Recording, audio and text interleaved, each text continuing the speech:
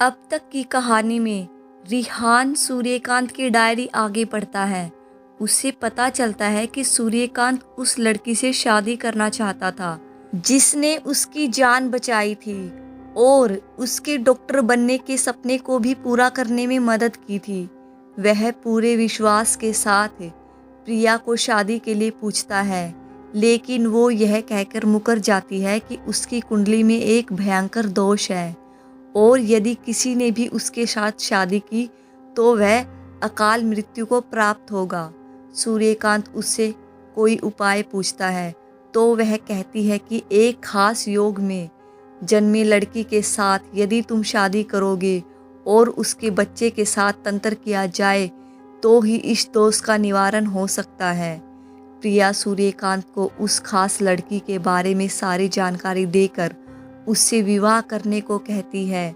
सूर्यकांत बड़े दुखी मन से ममता से विवाह कर लेता है और जल्द ही उन्हें एक पुत्र रतन की प्राप्ति होती है। बच्चे के जन्म लेते ही सूर्यकांत का मन कुछ बदल जाता है, लेकिन प्रिया आकर रोते हुए उसे मना लेती है। सूर्यकांत उस बच्चे को अस्पताल से चुराकर जंगल की ओर निकलता है जहां प्रिया का घर था।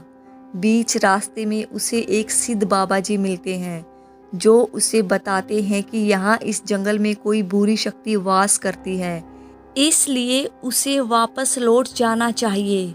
जब सूर्यकांत नहीं मानता तो वो बाबा उसकी कलाई में एक अभिमंत्रित रुद्राक्ष बांध देते हैं, जिसके बाद सूर्यकांत को उस जंगल की और प्रिया की सच्चाई दिखाई देती है।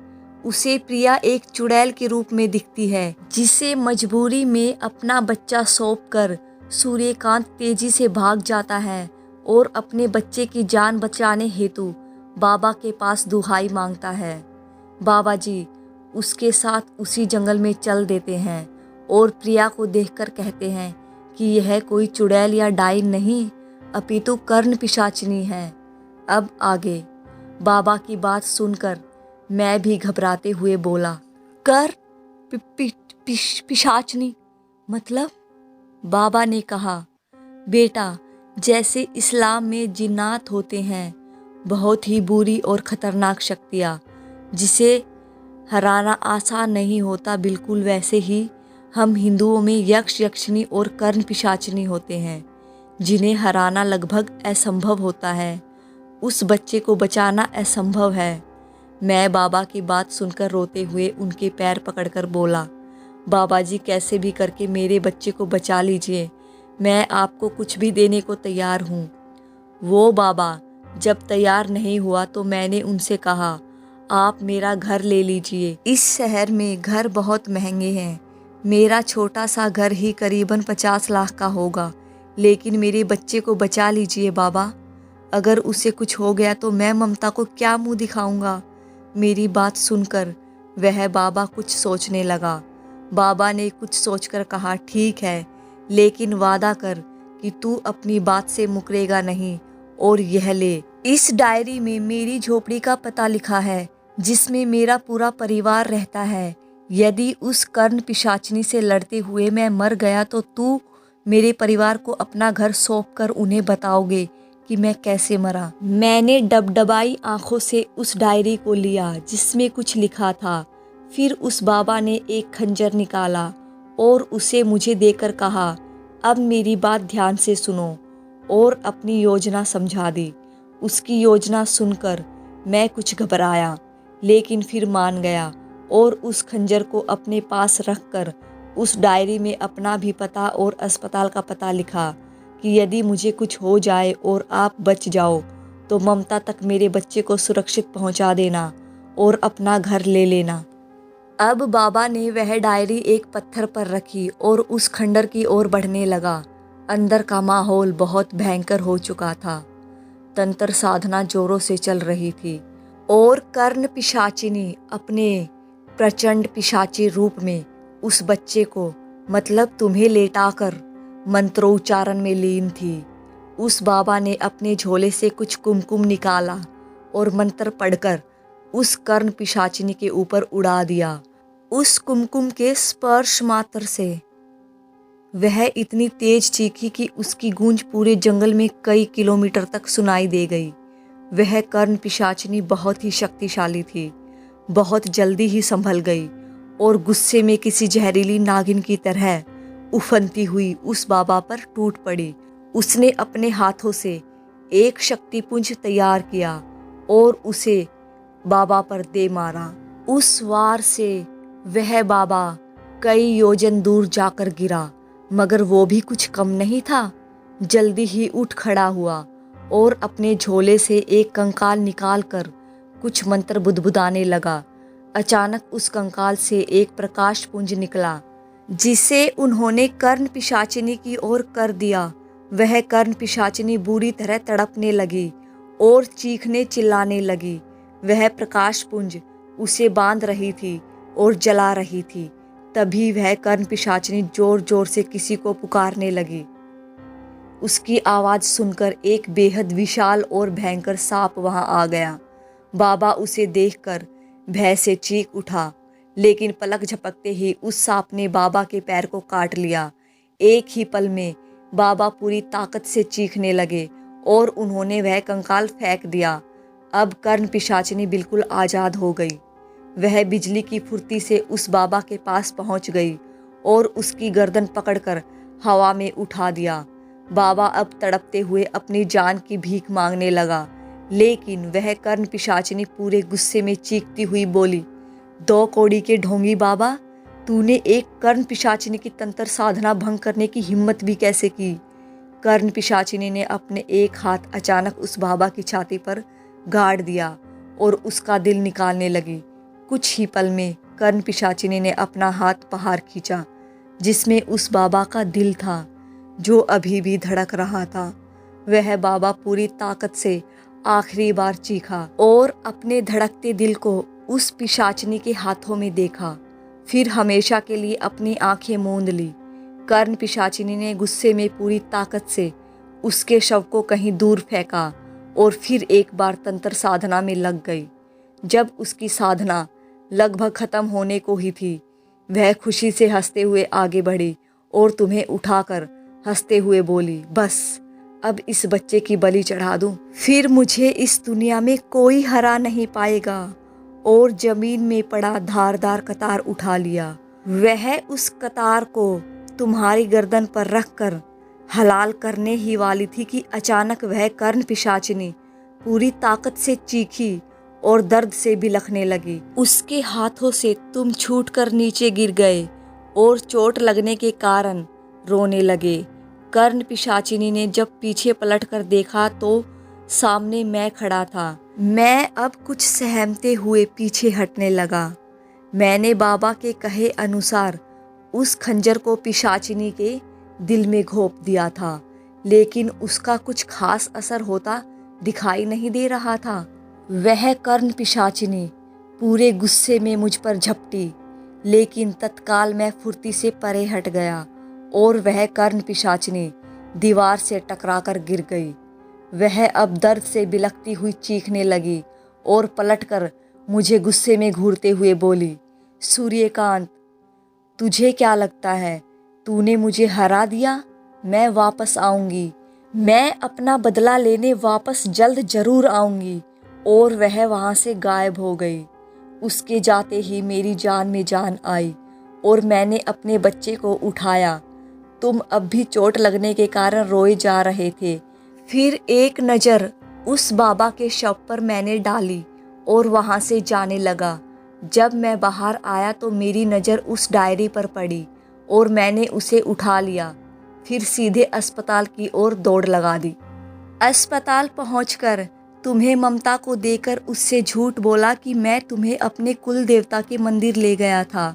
उसके बाद मैंने बड़ी गहराई से सोचा कि मुझे उस बाबा के परिवार को घर देना चाहिए या नहीं।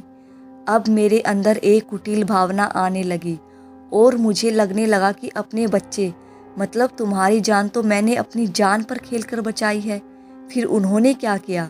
मुझे लगा ठीक है, कुछ समय रुक जाता हूँ। जब अपने लिए नए घर का इंतजाम कर लूँगा तो दे दूँगा। कुछ दिन शांति से बीता और पुलिस वाले उस बाबा की तलाश को लग गए। यह सोचकर कि किसी जंगली जानवर ने उन्हें अपना शिकार बना लिया होगा। मैं ममता को लेकर अपने घर वापस आ गया। अब मेरी ज़िंदगी बहुत हसीन थी। रोज़ सुबह उठकर तुम्हारा हंसता चेहरा देखना और वापस आकर तुम्हें जी भर के प्यार करना। मैं बहुत जल्द ही अपने भाई मयंक को खोने का गम भी भूल गया। एक दिन जब मैं घर वापस आया तो पूरे घर में अंधेरा पसरा हुआ था और घनघोर शांति छाई हुई थी। मैं घबराकर तुम्हें हर जगह ढूंढने लगा और ममता को आवाज़ देने लगा। अचानक मेरी नज़र छत पर गई और मेरी चीख निकल गई। ममता तुम्हें लेकर उस पंखे पर लटकी हुई मुझे घूर रही थी और हंस भी रही थी। वह अचानक से बोली, सूर्यकांत, तूने मुझे धोखा देकर ठीक नहीं किया। मैं तुम्हें नहीं छोड़ूंगा। और ज़ोर ज़ोर से हंसने लगा। मेरा कलेजा मुंह को आ गया क्योंकि उसके कब्जे में तुम थी और उसने तुम्हें पैरों से पकड़कर उल्टा हवा में लटकाया हुआ था। तुम बहुत तेज रोए जा रहे थे। मैं पूरी ताकत से ममता को आवाज़ देने लगा और आखिरकार अचानक कुछ पल को ममता की अंतरात्मा जाग गई और उसने तुम्हें मेरी ओर उछाल कर कहा, इसे लेकर जाओ, भाग जाओ यहाँ से। मैंने लपक कर तुम्हें पकड़ा और चूमने लगा, फिर सीधे बाहर दौड़ लगा दी। मैं वहाँ से सीधे अस्पताल गया और कहा कि मेरी बीवी की मानसिक अवस्था ठीक नहीं है, मेरी मदद कीजिए। हालांकि मैंने सभी से झूठ बोला कि वो बीमार हैं, पर मेरे पास उस समय और कोई रास्ता नहीं था। जल्द ही मैं एक एम्बुलेंस लेकर घर के लिए निकला और अपने साथ 8-10 लड़के रख लिए जो अस्पताल में ही काम करते थे। हम सब जब घर पहुँचे तो ममता बिस्तर पर एक अजीब सी मुद्रा में पड़ी थी। उसकी हालत देखकर सभी लड़के घबराने लगे और वहाँ से भागने को हुए। मैंने उन सभी को डांटा और बीमारी का हवाला देकर पकड़ने को कहा। ममता उन लड़कों पर बहुत भारी पड़ रही थी। बड़ी मुश्किल से हमने ममता को पकड़ा और उसके हाथ पैर मजबूती से बांधकर अस्पताल ले आए। अस्पताल में सभी डॉक्टर मेरे से कहने लगे कि सर, आपकी बीवी बीमार नहीं है, बल्कि किसी बुरी आत्मा ने उन्हें अपने वश में कर लिया है। मैं जानबूझकर उनकी बात को नकारने लगा ताकि कोई अपने किसी बाबा को बुलाए और मेरा काम हो सके। आखिरकार मेरे दोस्त पवन ने मेरे लाख मना करने के बावजूद किसी आदमी को बुला ही लिया। वह 6 फुट लंबा चौड़ा शरीर का प्रचंड अघोर तांत्रिक था। काले वस्त्र पहने, गले में कंकाल की माला पहने बेहद डरावना दिखने वाला था। वह बिना डरे सीधे ही उस कमरे में चला गया जहां ममता बंधी थी और डबल डोज देने के बावजूद भी चीखे जा रही थी। उस व्यक्ति ने एक पल में उसे एकदम से खामोश कर दिया और ममता गहरी नींद में सो गई। फिर उस बाबा ने मुझे अंदर बुलाया, वो भी बिल्कुल अकेले। मैं कांपते हुए गया। वह मुझ पर खूब नाराज हुआ कि मैंने उस बाबा को धोखा देकर अच्छा नहीं किया। आज मेरी वजह से उसका पूरा परिवार भूखा है, तड़प रहा है। मैंने अपने किए की माफ़ी मांगी और वादा किया कि मैं अब अपना वादा ज़रूर निभाऊंगा। उन्हें मेरी बातों पर यकीन नहीं था, इसलिए उन्होंने कहा, तुम इनके परिवार के पास जाकर अपना घर उनके नाम करो, फिर घर के कागज लेकर मेरे पास इसके परिवार समेत आना, तभी मैं इस आत्मा को इसके परिवार को सौंप दूंगा और तुम्हारी बीवी को नींद से मुक्त कर दूंगा। तुम जब तक ऐसा नहीं करते तुम्हारी बीवी नहीं उठेगी। मुझसे यह कहकर वह बाबा अपना पता बतलाकर वहाँ से चलता बना। मैंने जैसे ही ममता को देखा, वो अब कोमा में जा चुकी थी। मैं अब बिना एक पल भी गवाए सीधे अपने घर पहुँचा और उस डायरी को खोजने लगा। कुछ मशक्क़त करने के बाद वो मुझे मिल ही गई और सीधे मैं उस पते पर पहुंचा। जब मैं उस झोपड़ी में पहुंचा तो पता चला कि उस झोपड़ी में रहने वाले परिवार ने उसे बेच दिया था, क्योंकि अचानक उसके परिवार की मुखिया की मौत हो जाने के बाद उनका कोई नहीं था और उसकी पत्नी बीमार भी थी। इसके इलाज के लिए ही वह घर पड़ोसी ने खरीद लिया था। मैं भागकर सीधे सरकारी अस्पताल गया तो वहाँ मुझे एक महिला मिली जिसकी हालत बहुत नाजुक थी। उसके पास 2 बच्चे रो रहे थे। मुझे वह सब देखकर बहुत दुख हुआ कि मैंने यह क्या कर डाला। मैं उन बच्चों को अपनी गोद में उठाकर प्यार करने लगा। उस महिला ने मुझे देखा और रो पड़ी। फिर कहा, मेरे बच्चों ने सुबह से कुछ नहीं खाया है साहब। मैं अभागन बीमार पड़ी हूँ। भगवान के नाम पर उन्हें कुछ खिला दीजिए। मैंने भी रोते हुए कहा, बहन मैं तुम्हारा कसूरवार हूँ, मुझे माफ़ कर दो, यह सब मेरी वजह से ही हुआ है, और रोने लगा। उसके बाद उन बच्चों को कुछ पैसे देकर बाहर के होटल में खाना खाने भेज दिया। उन बच्चों के जाते ही मैंने डरते डरते उन्हें सब कुछ बता दिया।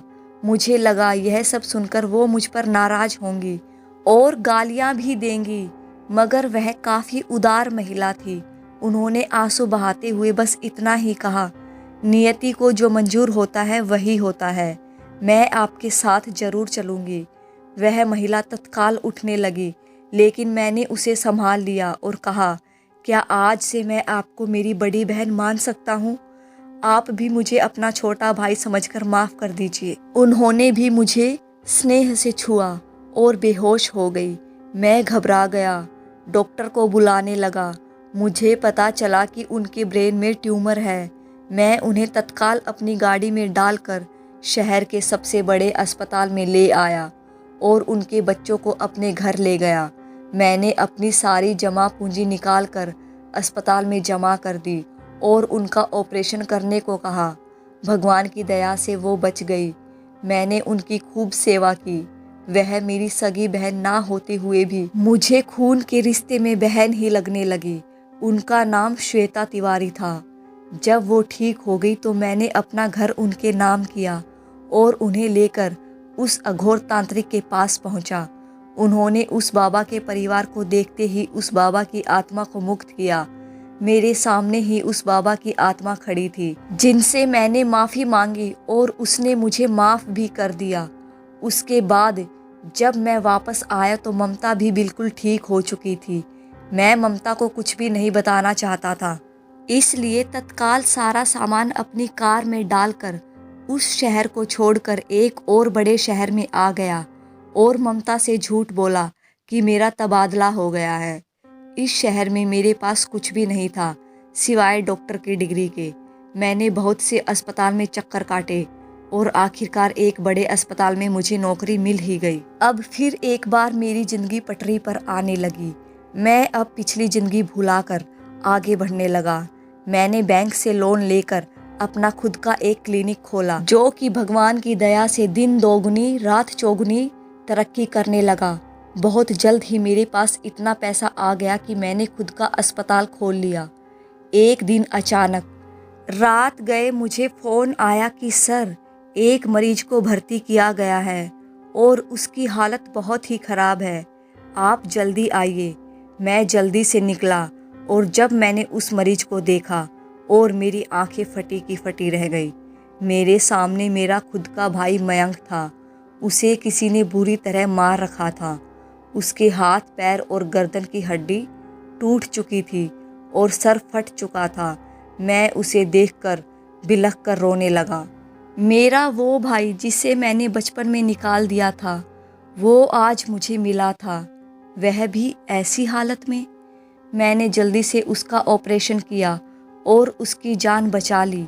मैंने लाखों ऑपरेशन किए थे, मेरे हाथ कभी नहीं कांपे थे, लेकिन आज मैं बुरी तरह कांप रहा था।